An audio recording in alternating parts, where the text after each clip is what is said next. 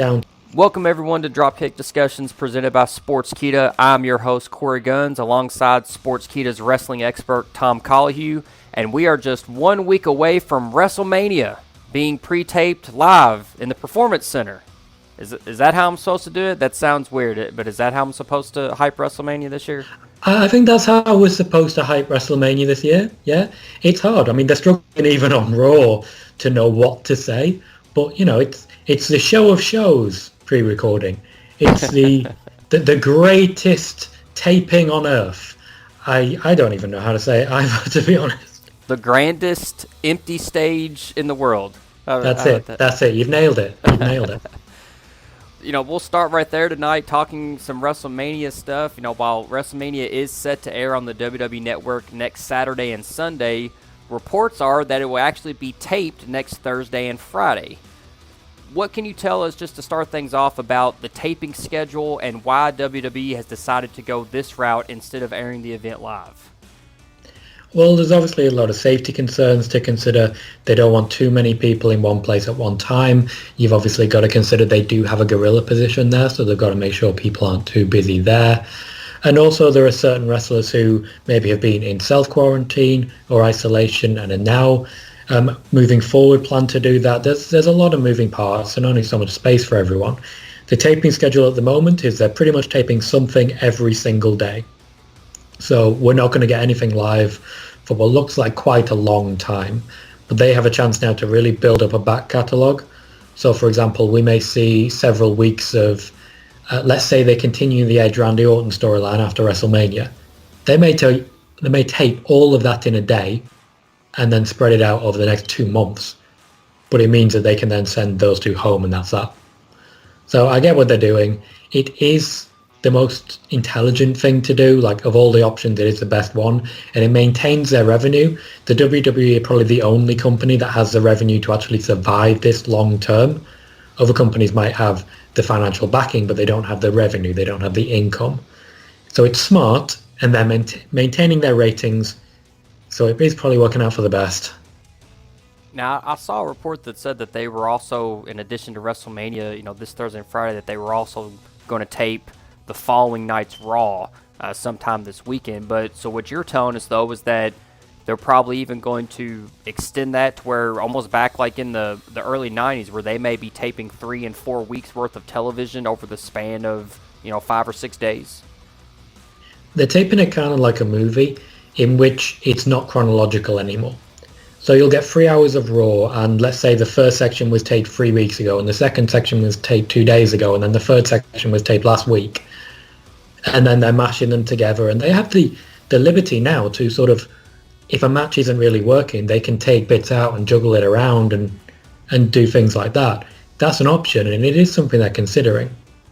What happens with Raw, we'll have to see. They obviously need to try and keep content going as long as possible. But how long can the Performance Center sustain this? It can't be indefinite, surely. Right, and kind of on top of that, one of the criticisms that WWE usually gets from fans is the lack of planning, the lack of storylines being created and, far ahead of time. Back in, the golden era, we'd always hear that usually the main event for WrestleMania would be planned on a year in advance, and so nowadays we see things are much more hot-shotted, and it seems like things are just kind of thrown up against the wall to see what sticks. But if they're going to go forward with this multiple week of content being recorded over just a couple of days, their plans for not only WrestleMania but also maybe the next month or two have to be pretty set in stone, right? Because if they're going to record it and put it in the can, they can't really go back and fix it. Definitely true. It's always interesting this time of year, because this time of year is when they have pre-planned things. And while people may complain that this is not as pre-planned, this year certainly is a misnomer, because even last year, the main event for WrestleMania, which admittedly did change, was planned a year in advance to be Ronda Rousey versus Charlotte Flair. The year before was Brock Lesnar versus Roman Reigns, planned a year in advance. There are a couple of times when something will happen as a surprise. The main event of the WrestleMania before, which was Roman Reigns versus The Undertaker, wasn't supposed to be the main event at that time. it was supposed to be Bray Wyatt versus Randy Orton, which was the main event, but they changed it late on because The Undertaker became more available, and then you had people like Finn Balor who weren't available, so lots of change there. Usually this is the time when everything's set in stone, well in advance. What has actually happened is that they've only got a few writers, a few producers, and they've said to them, okay, write us weeks or months of storylines because we've just got to roll with it. Right now, Vince McMahon is more in control than he has ever been, than he has been for, I'd say, a decade and a half at least. With this being a pre-taped show, and regardless of the situation, I don't think anybody could argue that this is still the biggest WWE show of the year. So the fact that it's being pre-taped, are the WWE taking any safeguards to kind of protect against spoilers getting out? Even the idea of maybe taping two different finishes to matches so that even if there are leaks that fans won't really know which finish they're going to use for a match, or are they just going to record them as planned and, if it gets out, it gets out, and they just kind of roll with the punches? When it comes to spoilers, there's a few different ways to look at it. Everybody knew last year that Becky Lynch was going to win that triple threat. Everybody. Did it spoil the moment? No. I mentioned Bray Wyatt, Randy Orton earlier, when Bray Wyatt won the title at the Elimination Chamber. Did that spoil the moment for anyone? No, but we all knew it was coming. So being predictable isn't necessarily a bad thing if it's a good story. Some of these matches have quite good stories. Edge and Randy Orton. If someone came to you tomorrow and said, this is the winner of Edge and Randy Orton, I don't think it would put you off watching the match. That's just me personally saying that. They are taking some precautions. They are taking one major precaution. To my knowledge, it's not recording multiple finishes, although of course they can record different things and see what works well in the edit. They are essentially taking what I think is the best precaution they can possibly take. They are intentionally leaking false spoilers. So I guess with them leaking false spoilers, is it almost a red herring where they're going to leak that and then that's actually what they do? So people will think, oh, they're going to do the opposite? Or is it just to keep everybody on their toes and no one really knows exactly what's going to go down this weekend? Or the weekend of WrestleMania, excuse me. It's to keep everyone on their toes. I've already seen one wrestling Twitter account which doesn't have a real name that I can put down or a picture or anything like that, saying that they have the spoilers but are not going to share them. Okay, so why did you ask for the spoilers? Why would you do that? Why would you say to people, look, I'm not going to spoil this thing, but I could, but I won't, but I could? What is the advantage to you there? You're just basically saying, look how smart I am. I know everything. Why are you doing that? What a waste of time. If you're a wrestling journalist, I am myself, don't ask for spoilers. If you're a wrestling fan, don't ask for spoilers. Don't Google WWE spoilers, because so many people are going to and then say, oh, I can't believe this person's winning. And then you're just ruining it for everyone. Essentially, and I think this is a good rule of life, don't be a I don't think I could say it any better myself. I think that's the perfect way to put it. Yeah, don't. I do wonder if that's going to be edited out. Yeah. Well, I mean, sometimes it needs to be said, and even as you were talking there, I was even thinking, I would make a plea to everyone, on social media, wrestling journalists and the like or whatever. It's kind of just like when Avengers movie was coming out, Endgame, and there were spoilers.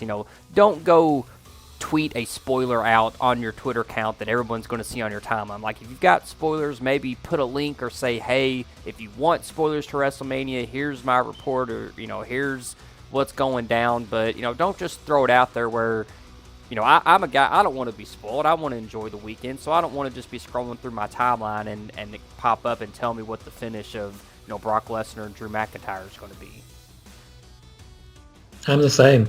I want to watch Shayna Baszler legitimately just beat the hell out of Becky Lynch and take the title without knowing that it's going to happen in advance. To be clear, big Becky Lynch fan, just think it's time.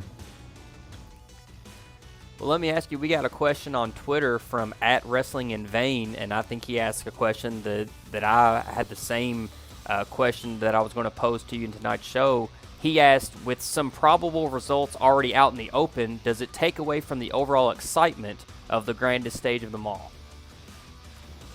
I wouldn't necessarily say the results potentially being out there is what gives it away and spoils the excitement. I would say coronavirus has spoiled the excitement of the grandest stage of them all. You can't do any more than they're doing. You really can't. They are trying to deliver a show because so many of the wrestlers want to have a show delivered. They want to entertain people. They want to do what they can. They're trying to do that. And what's happening with these spoilers is people are trying to essentially spoil it for them, for fans. It's incredibly difficult for them to maintain excitement going into this, especially when it's going to be a once-in-a-lifetime show, but they can't really go in there and say it's going to be a once-in-a-lifetime show because you're going to say, yeah, it's a once-in-a-lifetime terrible show because there's no fans. But it's not guaranteed to be a terrible show. They cannot win in this environment. I don't think the fact the results could be out there is going to be the spoiler. I think the thing that really lessens the impact of WrestleMania is going to be everything else that's happening. They can't win. Obviously, nothing is status quo about this year's WrestleMania, and there are so many different random threads to this that I'd like to talk with you a little bit about. Some you may have some intel on, and some you may not, but they're just random things that popped in my head this week, just kind of thinking about this entire situation. One thing I wanted to ask you about was, we know that, wrestlers have said that WrestleMania is almost always their biggest payoff of the year. For some guys, what they make for the WrestleMania payoff can make or break their entire year, and sometimes they make as much on that one show as they might make for the other 11 months, combined. Since this is being held in the Performance Center, there's no audience, so there's no live gate. You have to believe that pay-per-view buys are going to be very minuscule. Everything's on the WWE Network now. You've got people that are being taken out of matches, like Dana Brooke, who was advertised for the six-pack women's match, and then because she is now in self-quarantine, she's been taken out of that match. Rey Mysterio, also someone that is in quarantine, that didn't have an advertised WrestleMania match, but you would think probably would have been in line to get a WrestleMania payday if he would have been available. Do you have any information about how payoffs are going to be handled for the superstars for this year's show because of the situation that we're in, where it's being held in the Performance Center, with no crowd, and obviously it's a very different situation than being in front of 70,000 in Tampa? The expectation is, from everything I'm hearing, that everyone will still get paid what they would have been expected to get paid anyway for the match. They get paid for the event, not necessarily based on the gate and so on. There are some bonuses, but it really depends whose contract we're talking about. Only the really big names get bonuses based on ticket sales and stuff like that. So they will still get the guaranteed downside, which is the amount of money they generally get as income before you factor this in. But then it's less likely that they're going to reach an upper limit or anything like that because of this. There are obviously going to be a lot of hits for people who now aren't going to be on the card, people who may potentially have been looking to be in the Battle Royals, people who they would have tried to get on, as well as the celebrity guests they would have had. There is going to be a decrease in income there because obviously they can't book any of those because no one wants to come. It's hard to tell. There are some people who are expecting decent payouts. Let's consider Rhea Ripley, for example, who's on an NXT wage.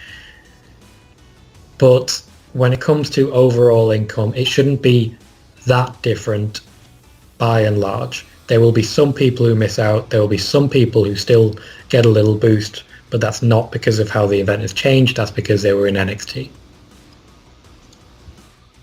Are there some superstars who, because of their contracts and bonuses, some of those big names like a Brock Lesnar, somebody that immediately comes to mind for me, are there some that would have preferred to postpone WrestleMania as opposed to having it in the Performance Center and doing it the way that they've decided to do it because of the fact that there may be some hefty bonuses in their contract that they're missing out on? There are some who would prefer to postpone, but from what I can tell, most people that I've spoken to have said they really want to put on a show, no matter what that show is. And there are some people who are very unhappy with everything going on at the Performance Center and the fact that they have been called back and that WrestleMania will be in this particular arena with no fans. And they might prefer to postpone. But the majority, the people that I've spoken to, really just want to put on any show that they can. When you talk about money issues and bonuses, Brock Lesnar in particular, he doesn't get paid bonuses. He gets paid per event that he turns up at. And I say turns up at. He gets told, be here at this event. He's there for that event. He gets paid based on being at that event. So really for him, there's no bonus entail. He will get handed over the same money that he would normally expect. Once we get past WrestleMania, and we've said that, there may even be 4 or 5 weeks of content already in the can and pre-recorded moving forward. But can you tell us anything about the future of quote-unquote pay-per-views moving forward? After WrestleMania, are they going to continue to have these pay-per-view-like shows like a Backlash or, whatever the next pay-per-view event would be following WrestleMania? Is that the plan, is just to continue with Raw and SmackDown and then have the big show like they normally would at the Performance Center until all this coronavirus stuff blows over? Or are they looking at alternatives as far as what their schedule will be moving forward, kind of once they get WrestleMania out of the way? The plan is to move forward with their schedule as best they can. That means Raw and SmackDown leading into the next pay-per-view right after WrestleMania. It won't have that Raw after WrestleMania feel because no one's going to be there to cheer for heels. Except for Baron Corbin. Obviously, people would all still boo Baron Corbin. That's how good he is. But the plan is to just continue full steam ahead with one notable exception, and that is that they may have to postpone the Money in the Bank pay-per-view because of how many wrestlers would be involved in that ladder match. That's interesting. I never even thought about that, I guess. So if you've got 6 or 8 guys in the match plus camera crews and announcers, I guess that breaks the limit of 10, huh? It does. At the moment, they work under 8 people. They would want to continue with that. They would need more cameramen based on the amount of people involved. They have to keep track of them. It's not like 2 people are going to be in the ring like in a tag match, and they don't have to worry about the people on the outside that much. They are thinking ahead to Money in the Bank, and what they may have to do for that, postponement is something they're considering, just moving it to later in the calendar year, because it's not like a WrestleMania. You can move it about. Now, we've been told that Mania is going to take place in a variety of different locations this year, not just at the PC. And we found out on Raw this week that apparently one of those locations might be a Boneyard, when AJ Styles challenged The Undertaker to a Boneyard match. Tom, you're the expert. What in the world is a Boneyard match? Well, as an expert and as someone who has got a lot of experience with wrestling, has been watching for more than 20 years, has examined storylines and many different match styles, really got down to the in-depth detail, spoken to people like William Regal, Triple H at length about how wrestling works, had conversations with Road Dogg, and in fact has spoken very briefly to The Undertaker back in the day. I have absolutely no clue. Not a clue. I have no idea what they're going for. I've spoken to a couple of people. Apparently it's going to be a studio setup for a Buried Alive match. They don't really want to mention the graveyard aspect, but really it isn't going to be set up like a graveyard because they don't want to bring back memories of old Sting and Vampiro matches and things like that. So it'll be a more modern take on a Buried Alive match that maybe is a bit less doom and gloom. I don't know. There's going to be a lot of bones. I'll say that. Does this type of match seem too gimmicky, even for The Undertaker in the year 2020? I mean, I know that, there's been the Dead Man character. We've even talked about on the show, I think just last week, that The Undertaker's a guy that could be as gimmicky or as hokey as he wanted to be, and probably almost should be because of that character is so iconic. But in the year 2020, a Buried Alive match or a Boneyard match does seem like it's taking it kind of to the edge of the hokiness that maybe people will be able to suspend their disbelief for in the year 2020. And to me, it doesn't seem to line up with, this feud has kind of been quote-unquote shoot style. AJ Styles is talking about The Undertaker's wife and using his real name and all that. And we've seen The Undertaker show up in a do-rag and sunglasses and his hair braided as opposed to the dead man get-up. But then they're going to put these two in a graveyard for a match. Like, that seems something they would have done with The Undertaker in, 1995, not 2020. It does feel like a lot of a throwback. They're sort of cycling back through the years of The Undertaker, doing a greatest hits ready for whatever comes next for him. I wouldn't be too surprised if AJ Styles wins and we get a rebirth of The Undertaker. But when you say too gimmicky, and I think you're onto something there, we could have, this could simply be too gimmicky. But have you seen The Fiend and his giant mallet? Have you seen that? People seem to really get behind that. I've seen that. I buy that as a legitimate weapon. Like, I would not want to get hit with that giant mallet. I'm not so sure how I would feel if I see AJ Styles tombstoned into a styrofoam coffin. Well, I would hope that they're not going to tombstone anyone into a styrofoam coffin. At least, like, do you remember Shotgun Saturday Night? Do you ever remember that? Where Triple H was tombstoned onto an escalator? Yeah. Yeah, that was weird. Wrestling is a weird thing. And yeah, the reason for these gimmick things, a lot of it is down to protection, because you can bury Carl Anderson alive, you can bury Luke Gallows alive, and then you can maybe bury someone else alive depending on how they want to play it. You never know, we might get Kane coming back and exploding out of a grave in bursts of fire. What is gimmicky nowadays? Do you remember 4 years ago now, coming up to it actually, where we had the maggots on the canvas? Yep. It was 3 years ago. Yeah, I got my history mixed up there. That was too gimmicky. And then we got The Fiend and the puppets. He's literally a puppet master. I can't keep up with what's popular at the minute, because you look at a match like this and it looks a bit ridiculous. But that's only because they seem to be leading in a completely different direction. They're trying to put on a spectacle. They're trying to do something for everyone. I remember speaking to Triple H after NXT UK TakeOver in Blackpool, and him talking about trying to get something for everyone on the card. They've got to do something for the kids, and burying people alive might be what they go for. All I'm saying is WWE owns the network. They own WCW's library of footage. So all I'm saying is I hope they go back and watch those graveyard matches between, I think it was the Kiss Demon and Vampiro, I think is who it was. Watch that match and then do the exact opposite of that. That's all I'm saying. It was that, and I'm really hoping they do like they did at WrestleMania 12. For WrestleMania 12, they swapped in footage of Roddy Piper and Goldust for the O.J. Simpson car chase. And I'm really hoping that I want them to go full tongue-in-cheek with this WrestleMania. If Roman wins, I want you to see him holding up the title to nobody, and then it cuts to a crowd of 100,000 with fireworks and everybody roaring in celebration because Roman won. I want that, and I want them to cut out of a Boneyard match and cut to the old match with Vampiro and the Kiss Demon, and just cut to it and see how many people notice. I want them to just go full-on ridiculous here. I just love them to do that. Why not?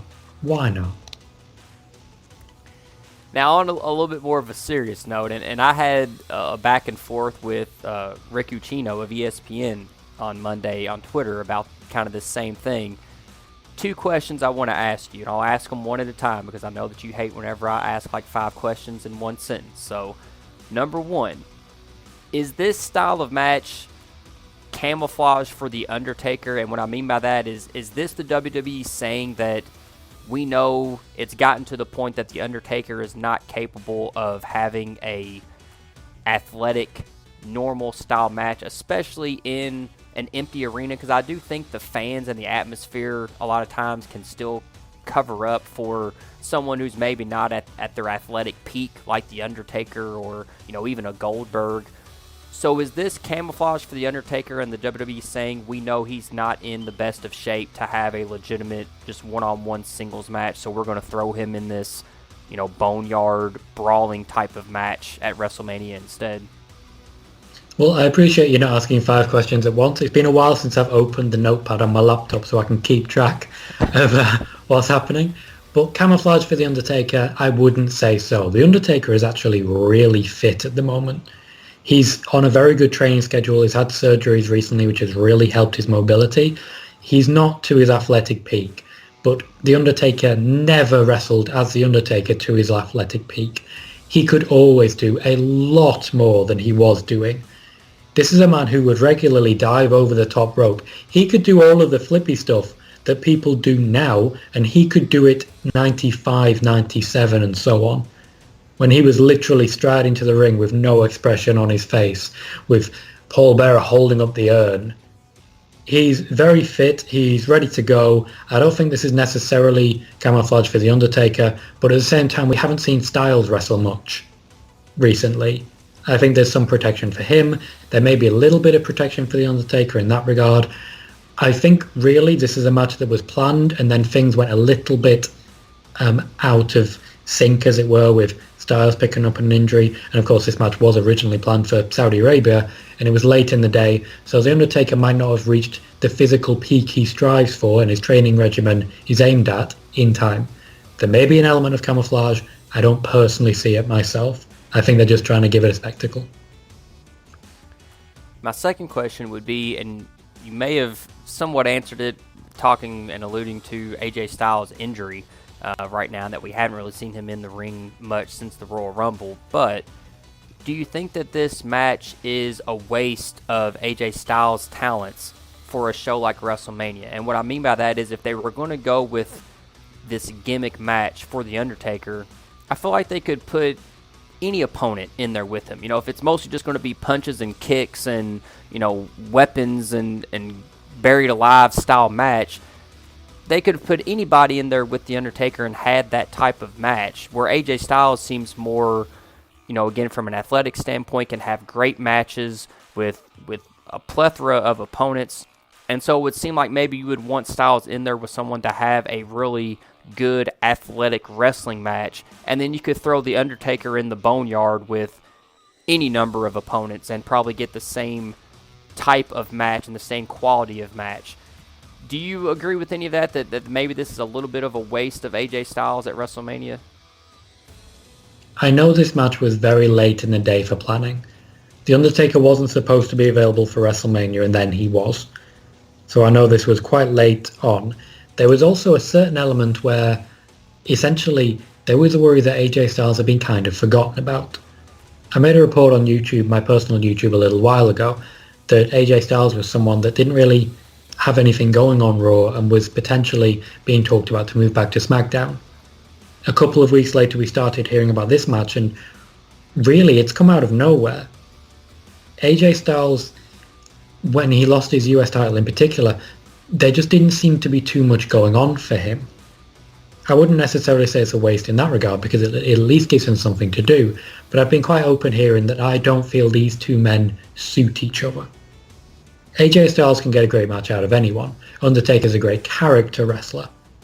I don't feel the crossover in styles works very well. I hope you'll forgive the pun, but I think there's a styles clash here. Nice. It's why I originally wanted to see Black against Styles, which we did eventually see. But I think maybe it would have been better to see Undertaker versus Lashley and Black versus Styles.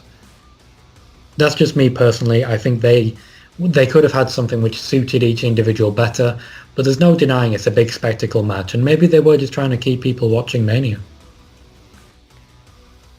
With all this talk of, you know, graveyard matches or boneyard matches and pre-recorded segments and matches that they're doing for Mania, it kind of struck me as ironic that we're talking about this around the same time that Matt Hardy gets released from the company, because some of this boneyard match stuff sounds an awful lot like the Ultimate Deletion to me.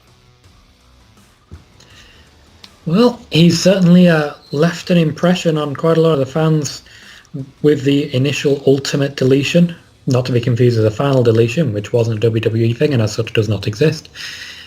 So he certainly could have been involved in the writing of this. It sounds like his sort of thing, but obviously he's no longer with the company.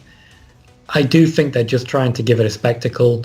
There were obviously buried alive matches in the past. We've seen Undertaker in graveyards. In the build to his match with Roman Reigns at WrestleMania 33, he was in graveyards talking about digging the last grave and rest in peace.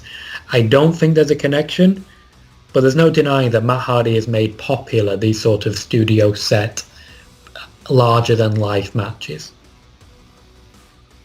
It just strikes me as funny, just the thought of, like, thinking of Matt Hardy going into Vince's office and asking to do, another Ultimate Deletion match at WrestleMania and Vince just poo-pooing all over it. And then after he gets released, a week later, Vince is like, I know what we'll do. We'll put Undertaker and AJ Styles in a Boneyard match, and we'll pre-record it, and we'll do production, and it'll be great. It'll be different. It'll be, it's for WrestleMania.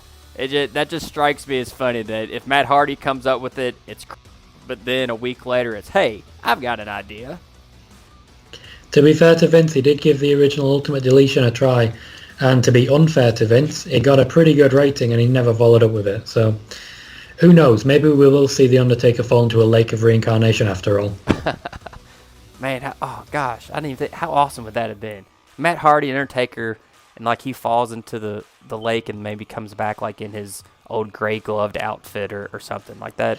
That would have been awesome. Before you know it, we end up with another Undertaker versus Undertaker feud, and I don't think my heart could cope with that. Now see, I didn't think it was that bad. Now, granted, I was 9 years old at the time of the Undertaker versus Undertaker, but I thought that stuff was awesome. But that's just me, and that's 9-year-old me. But I get it. Look, kids can enjoy what kids enjoy. I still remember very much finding it funny that Mae Young gave birth to a hand because I was a child. I was, I think, 11 years old at the time for that one. There's nothing wrong with entertaining a few kids, and that certainly entertained somebody. Well, speaking of Matt Hardy, he made his anticipated debut with AEW last week on Dynamite, as did Brodie Lee, the former Luke Harper, as he was revealed as the Dark Order's Exalted One. What did you think of the way both these guys made their debut on Dynamite in their first empty arena show since the coronavirus has hit? They kind of took their swing at things, and they really pulled out all the stops here with not one but two big debuts. They're trying to pop the crowd as much as anything, trying to keep a rating in a troubled time. But these debuts were all planned before the coronavirus really got to the strength that it is now. So it was something they were intending to do. There may, of course, be more additions. We are looking at the contracts not being renewed for Rusev, for the Revival. So there may be more. They do need to add more people to AEW. It's not the widest variety. And they do need to do that. They just need to be careful about how they push those people. So it's good to still see we're going to see Kenny Omega versus Sammy Guevara. Guevara, Darby Allin, those are people that they need to be pushing, people with enormous upside and people who they've worked on previously. So even though we've got a lot of former WWE talent coming in, you've got to remember the WWE for the last few years has been hoovering up anyone who's available with a shred of talent and hoarding those people. So you're always going to get more WWE people than not at this point. I know that all wrestling companies are dealing with the same type of issues, with the way that the world is right now. But it does seem like that because it's WrestleMania season, the WWE is maybe getting hit a little bit harder than AEW or other smaller companies. And we've seen an influx of talent come in to AEW, not only Matt Hardy and Brodie Lee, but we've seen Lance Archer along with Jake Roberts as his manager. Do you think that this could be a time that AEW could really capitalize on the WWE's current situation of, not necessarily being on a downturn, but just kind of the gut punch that all this happened at WrestleMania time, that with their influx of new names and talent and momentum, that maybe this could be a time that AEW could really gain some ground on the WWE. I mean, they pulled some very consistent ratings for Dynamite this past week, even with the the empty crowd. Well, AEW is being built on a wave of momentum right now as a new, fresh project. And even though you're getting recognizable names and potentially older names such as DDP, Jake Roberts, coming in and being involved, even though you've got quite a lot of that, they are still being able to continue with that momentum and really push themselves as that product, that alternative, the new, young, fresh business. So they've managed to maintain what they've been able to develop, and that's a good thing because, as you say, there is a lot more spotlight on the WWE right now because of WrestleMania. While I wouldn't say that AEW is trying to offer any sort of gut punch or really capitalize, they are just trying to deliver the best shows they can as well. this is really the first time that AEW has been working truly independently without constantly looking over their shoulder at WWE and thinking, can we do that? Can we do that? And really, when you look at it, WWE right now is taking their lead from AEW, particularly as regards how they're presenting their shows and what they're able to do.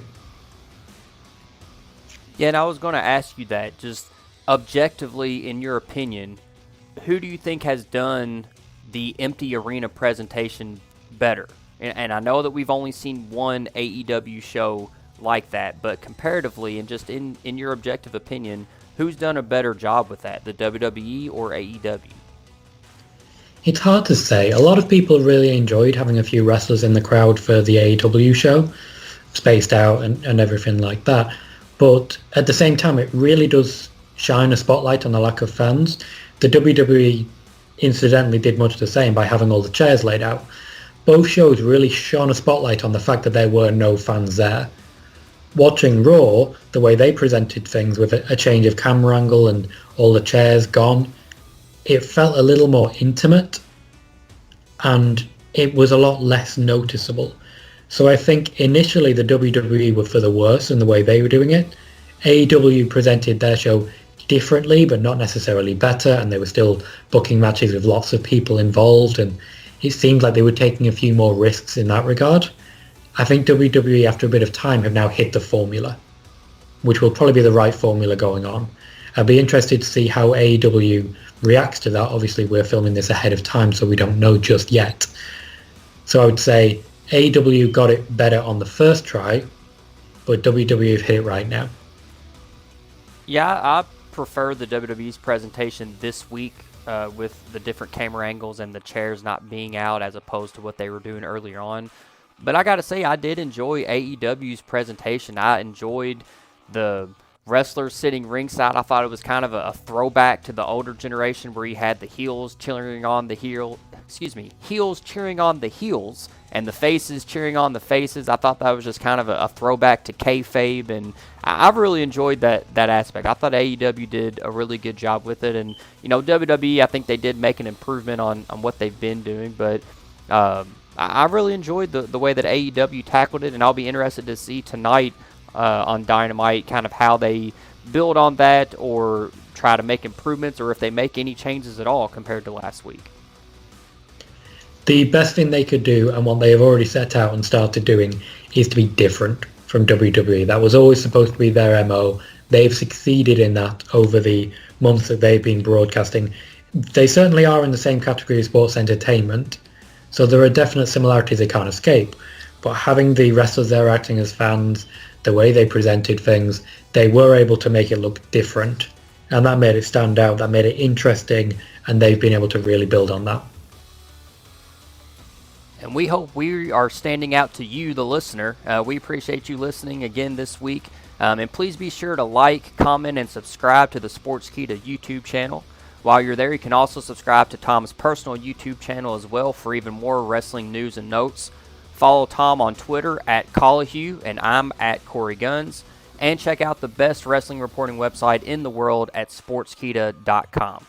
We will see you guys WrestleMania week on the next DropKick DiSKUssions presented by Sportskeeda. We appreciate you tuning in, and we'll see you next week.